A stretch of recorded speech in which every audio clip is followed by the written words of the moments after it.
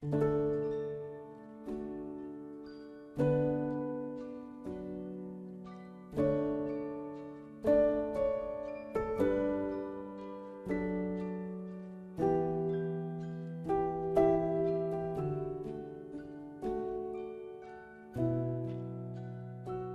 full name is Spencer J. VanVranken.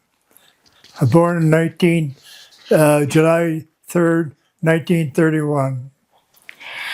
And can you tell us the years that you attended a one-room schoolhouse?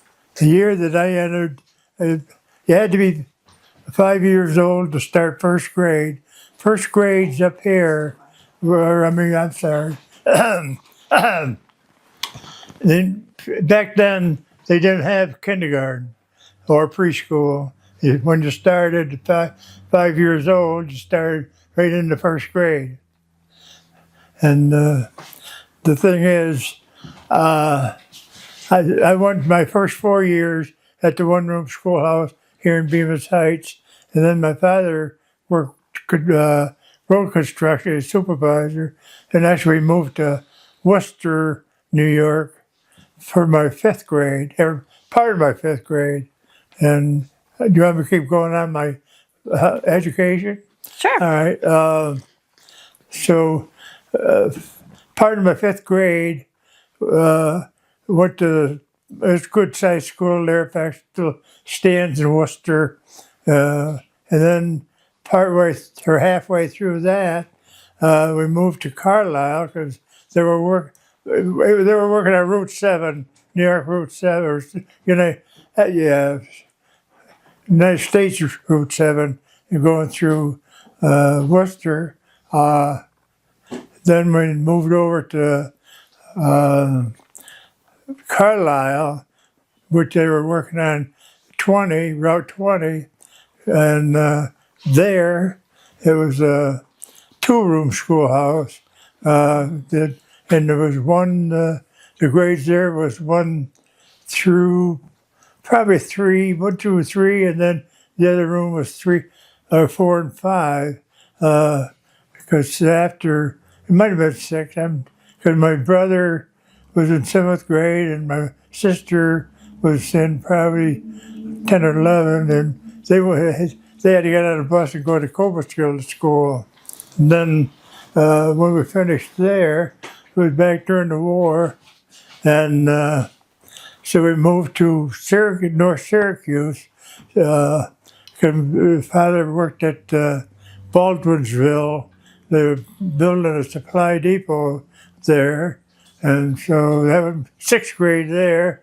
7th grade, we moved to Williamsburg, Virginia, and because they were building the U.S. Navy CB base down there. So my 7th grade, I was there, and when we left there after I finished 7th grade, but the only thing is I failed down there due to the fact I was battling the Civil War every day, and because I was a Yankee. And so then we come back to Stillwater, and we started 7th grade in Stillwater, and I was in 7th grade about 2 weeks, and the principal, Knowlton Armlin, come in and says, "Jay, come out here. You don't belong in here. I'm putting you in 8th grade." So anyway, went to 8th grade, and I graduated in June of 1948 at the age of 16. Well, it was just a few weeks after graduation that I turned 17. And then, so that was my education. Wow. Do you remember the name, or I'm sorry, the number for Bemis Heights? Did it have a district number? District number 10. Number 10. Thank you. Yeah, the district for Bemis Heights was number 10. Number 10. And where it was located, you want to know where it was located? Yes, please. All right. Back years ago, 1954, 55, they the new road to Schuylerville. That used to be, that wasn't there. And as you, which 4 and 32 went up over the hill, and then top of the hill, it went, there's where there's a parking area there now. And that's, we used to go up Route 4 and 32 up through right through the battlefield. And, but back, as you start up Route 32 up the hill, there's a road to your left, and that used to be the main road, which used to be 32.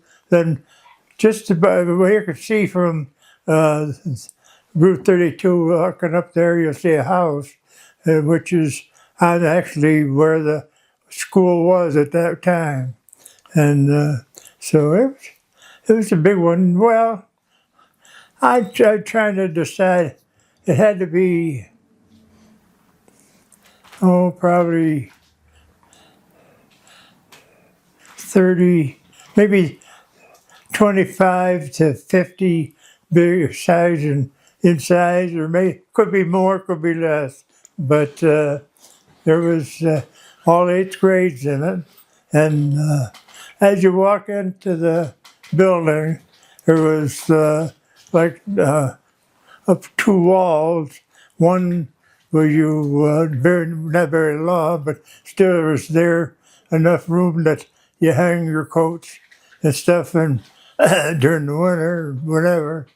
One side, and then the other side was the coal bin and stuff like that. There was no electricity, no water, and so as you proceed in, you turn to your right, and that's where the coal stove was, and also like a kitchen counter where they had the drinking water. As you start up 32, back then is where the old Bemis Heights house was, and they had an outside water pump, and you'd come down from the school, one of the guys, and get a bucket of drinking water, take back up to the school. And so my sister says something about being paper cups, but all I can remember is just one dipper that everybody used. And it had 2 outhouses, one solid, one house with outhouse that had boys and the girls side. And to wash your hands, I think you went back in the house or school, and they took it. Actually, they dumped water into a dish of some kind to wash your hands with, and then they take it out, throw it out outside. But it was very not too sanitary. We'll put it that way. What do you remember about how the room was organized for the students? How was the room organized? I'm sorry. What do you remember about how the room was organized with students? How did I do as a student? Yeah, where did the students sit? Well, I'm sorry. Where did they sit? How was the room set All right, up? the sitting of as you the rest of the room on the north side. First of all, it was only the south side and the west side had all windows. On the north side was solid, and you had 2 big blackboards there, and and then there was the teacher's desk in front, and then you had these, first, second, and maybe third was one size desk. 5th and 6th was maybe bigger, and 7, 8 was good size desks, and they're all attached. They weren't in a row attached. They weren't, none of them separate. And that's where you sat all day. But it was It was nice. Different, but different what they do today, I guess. What outside did you have a playground? Outside, did I have what? A playground? No, well, everything was a playground. I mean, yeah, you ran around the school. You didn't really have a baseball field or nothing like that because it all sloped. The ground sloped away from the school, except on the north side. And like my sister said, they had a sandbank there that used to dig into and to play there. And but games like the two games I remember was hide and seek and red rover, where you threw a ball over top of the roof, and the other side you had about two teams, and then if they caught it, then they'd sneak around and try to grab as many as on the other side to become part of their team. So it was a lot of fun, but it really, you had well, the school started at 9 o'clock and went to noon, and then from one to 3, and they had a recess halfway through each morning and afternoon, a 15-minute recess. And and during the winter, you like warm time. My brother and I used to come home at noontime, have lunch, and then walk back up again. And there's the Vanette store was a Esso gas station. Then on the other side of my grandfather's general store, G.H. Midway General Store. And if my parents gave us a couple pennies, we could stop and on the way back to school and get a couple pieces of candy. Or if they gave us a nickel, we could go in Vanette and get a frost stick for a nickel. So, How far was the walk to school? how far a walk? Yeah. I would say from here up to, it's got to be at least a quarter mile. Yeah, it was all uphill going and downhill coming away. As I say, we used to play activities outside was just play your certain games and run around. And, there was one time we on the road going up, there was a washout on one side, and it's like a little cave, and we got some metal roofing to put over top of the cave, and plus like a smoke pipe, and we used to play in that. And then one time, I don't know, it had to be in the fall. We stuffed I don't know who got the matches, me or one of the other kids, but anyway, we stuffed it's actually a gutter pipe up and stuffed it with grass and lit it so we have smoke coming out. All of a sudden we hear yelling, here's the whole field of fire. Fortunately, when they weren't in the school, but oh yeah, that was different. Did you get into trouble? Well, somewhat, but nothing special. I don't know if you know it or not, but there's a place called Devil's Hollow, and you would come out of the school, and well, you go past the outhouses and down a hill, and then as you proceeded, got to the bottom, you had to go back up over another hill, then down that hill, and then you come to the creek where the water would be possibly flowing, and you follow that up into the woods, and up in there is what you call Devil's Hollow. You have waterfalls, and they're good-sized waterfalls, and so that was a yearly activity of going over there and having a picnic, and just a wonderful experience, really.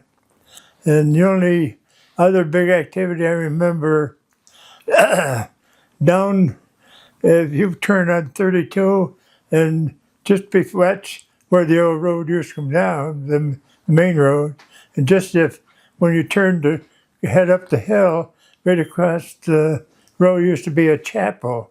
And I think possibly the picture she was showing me, that might have been the original school at one time.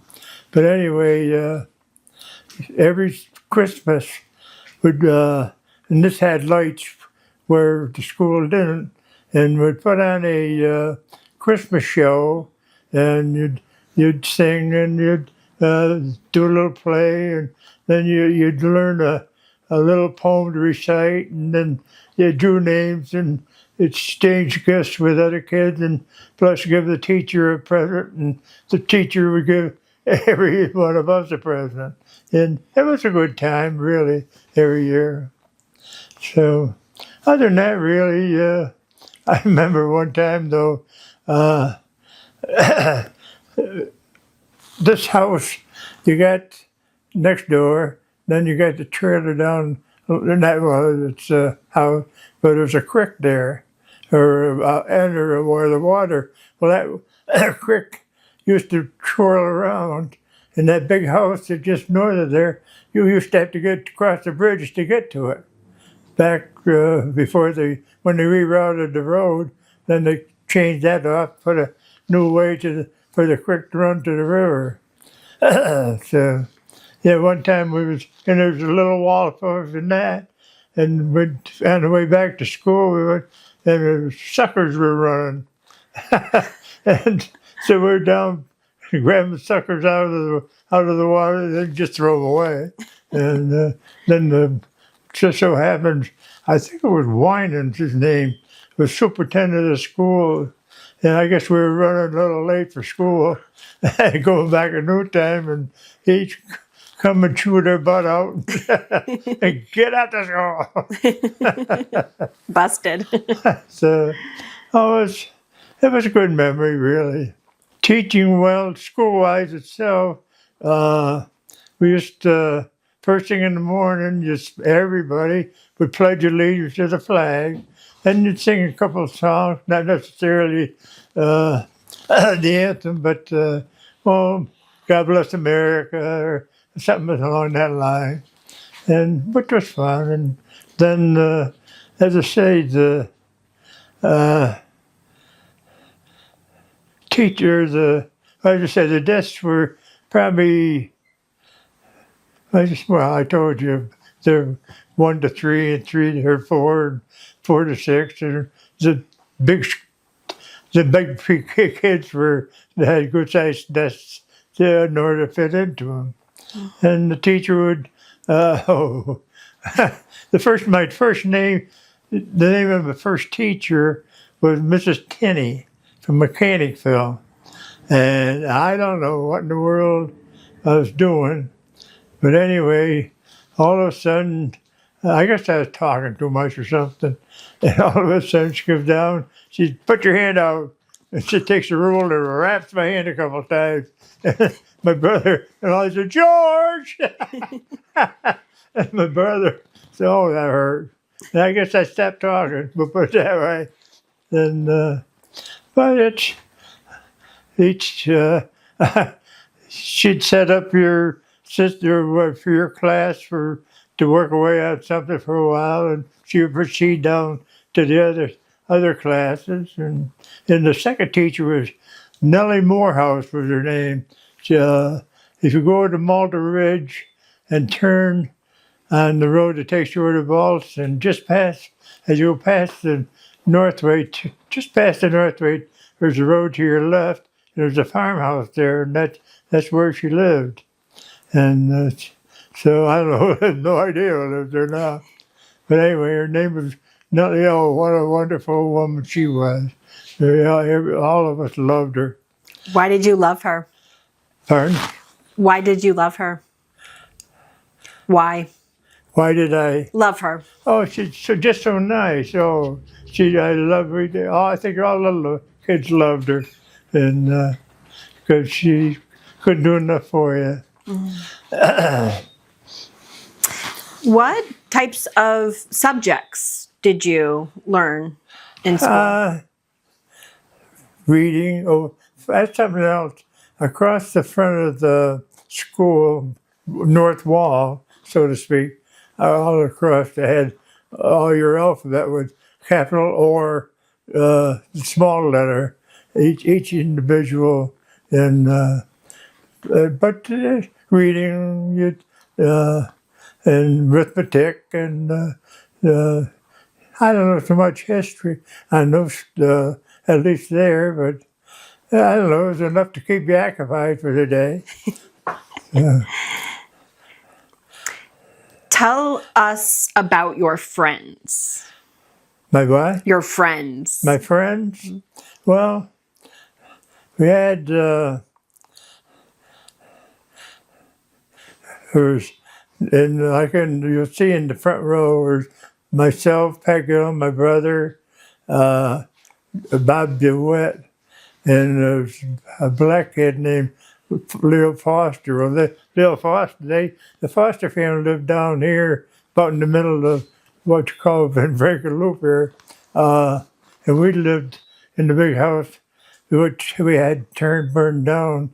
And that's where we lived. And so actually we were neighbors. It was Leo, Bill. Bill was my age, and he was more or less my buddy. And then there was Lois, and then they had a couple, well, George and Chuck and Bobby. But in Pygone, they lived on a farm. As you go out, it's before it's 32 now. If you go up over the hill and you get to the very last top of the hill, go down, there's a farm there to your right, heading west, and that's where the Gilgowns lived.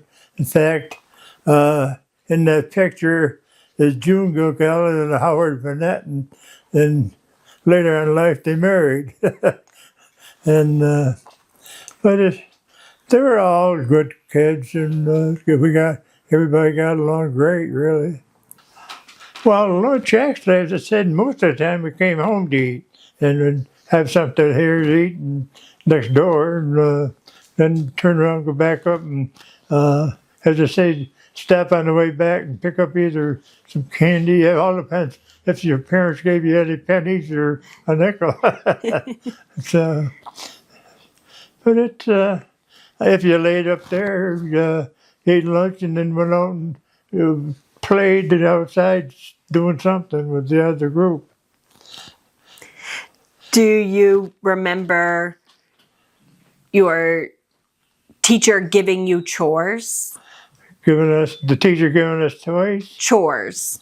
Chores? Like jobs. Oh, yeah. The major chore that everybody liked to do is the blackboard erasers and taking them outside and clapping them together, clean them up. And other than that, there was not too many chores. One thing happened, my small Shrivers, Nancy, they bought Nancy, the daughter, a brand new bike, and she rode up to school, so I asked her to ride it, if I could take it and ride it. And so I rode it up the hill farther, and then on the way back, the ground was loose or something, and all of a sudden, down I go, and I ended up I almost ruined the bike. I know that took the cover off the half of the seat, and then I ended up with a broken nose and skinned arms and everything. For that was a memory that I'll never forget. The first bigger school was in Worcester, and that was good. That you had bigger. Each classroom was individual classes, fifth grade, sixth grade, and then you had, like in North Syracuse, that school, I was in sixth grade there, and you had, I'm pretty sure you had, I don't remember the gym in Worcester, but they had to have one. But I remember a gym in North Syracuse, and that was I enjoyed both. I enjoyed the bigger school. How was it different for you? Well, How did well, it feel? you have your individual classes. I don't know. Each one teacher that was there for didn't they didn't teach 7th and 8th grades all in one room. But I don't know. I wouldn't say you had your different courses and different projects they had you work on. So, but it was quite different. For kids above the 8th grade around here, the LBK lines had a bus, and I believe the bus driver was named Hickey. And in the morning, it would make a trip to Schuylerville. Then on the way back through, it'd be time enough that any of the kids around here was in the upper grades would get on and go to either Stillwater or Mechanicsville. And then I think it made a trip around noon, and then the same trip around 3 o'clock, it would come up through and bring the kids home and continue up to Schuylerville and back again. But then I think it was, I had to see, it was 42 that the school Stillwater centralized, and they got rid of the out district one rooms, and they had one school bus at the one at the first. That was then he added them on, but they had for only a while, for a year or two, only had one school bus. It was an experience that I'm glad I went through. It was totally different than being in one all by yourself in the same class where everybody was in the same class. Because you experience, sit there here and talk to the 8th graders. I mean, what's she talking about? And but it was an experience that I'm glad I was able to do, and so but time marches on. It was totally different. I mean, than being in a big school. You're friends with different ages, and every night I can't ever think of anybody not getting along. Nobody. Well, maybe about nothing real serious, anything, and so nothing. I can't think of anything special other than the friendship between the kids, the friendship with the teacher, and she, as I say, she was very nice, this Morehouse.